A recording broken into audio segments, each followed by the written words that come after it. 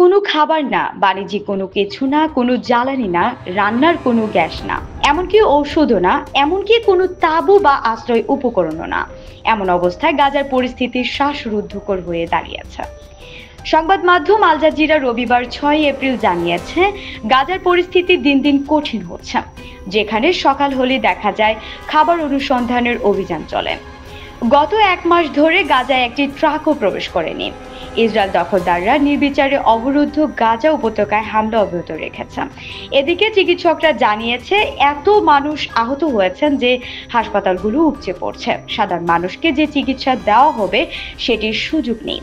উল্লেখ্য, Al Jazeera জানিয়েছে, গত 12 ঘন্টায় দখলদাররা খান ইউনিস এলাকা লক্ষ্য করে সবচেয়ে বেশি হামলা চালিয়েছে। সেখানে অন্তত 19 জন নিহত হয়েছেন, যাদের মধ্যে নারী ও শিশু রয়েছে।